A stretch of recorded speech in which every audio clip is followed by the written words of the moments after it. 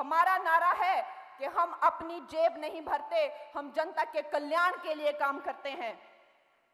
मुझे कहते हैं ये तो हीरोइन है, हाँ तो इसमें क्या बुरी बात है? मुझे कहते हैं कि ये अपवित्र है।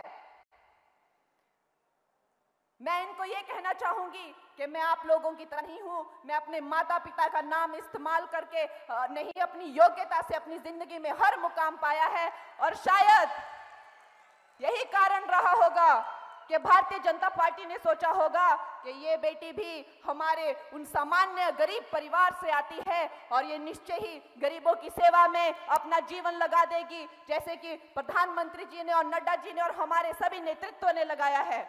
हम राजा रजवाड़ों के परिवारों से नहीं आते हैं, हमने गरीबी पुस्तकों में नहीं पढ़ी है।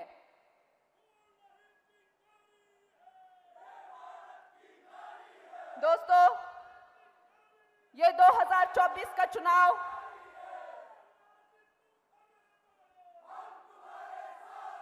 हमें एक मुंह तोड़ जवाब देना होगा कांग्रेस पार्टी को, ना कि सिर्फ महिलाओं का, ये सेना बलों का भी अपमान करते हैं। ये कहते हैं कौन सी सर्जिकल स्ट्राइक हुई, हमने तो नहीं देखी। अरे क्या तुमको वहां लेके जाए क्या? हमारे सैनिकों को कहते हैं कि ये कायर है, ये गलवान गली में मार खा के आए हैं। क्या मनोदशा होती होगी उस माता की, क्योंकि आप जानते हैं ये तो वीर भूमि है, हिमाचल वीर भूमि है, जिसने अपना बेटा देश के लिए बलिदान दिया है, देश के लिए उसकी आहुति दी है। क्या उसकी मनोव्यथा होती होगी, आप सोच सकते हैं। लेकिन ये कांग्रेस की यही उसके रिवाज है, यही उनकी नीतियां हैं। इनके वित्त मंत्री ने एक बार कहा था कि ये बेकार और निठल्ले गरीब अनपढ़ गंवार लोगों का देश है, ये मोबाइल क्या यूज करेंगे। आज इनको शर्म आती है जो विश्व में मैक्सिमम डिजिटाइजेशन हमारे भारत में होती है और डिजिटल ट्रांजैक्शन भी हमारे भारत में यूपीआई के सक्सेस से इनकी नाक कटनी चाहिए, लेकिन नहीं कटती है, क्योंकि बेशर्म लोगों की नाक नहीं कटती, वो लोग ढीठ होते हैं। और इसी का नजारा हमने कल देखा।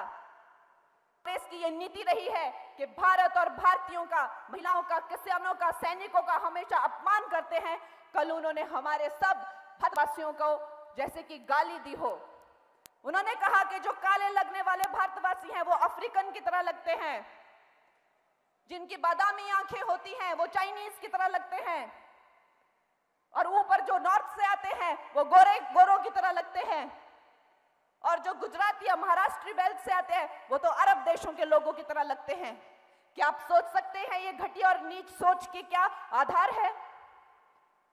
हमारे देश में चाहे कृष्ण हो चाहे राम हो, श्याम वर्ण के थे, उन्हें श्याम कहा जाता था, जिसका मतलब है कि जैसे काले रंग से भी जो काला रंग होता है उसे श्याम कहते हैं। और हमारे घर में आज भी कोई बच्चा पैदा होता है जिसका रंग काला होता है, उसका नाम श्याम रखा जाता है। हम अपने पूर्वजों की तरह लगते थे। द्रौपदी का रंग काला था, इसीलिए कृष्ण ने उसे अपना नाम दिया था और वो भी उसे कृष्णा ही कहते थे।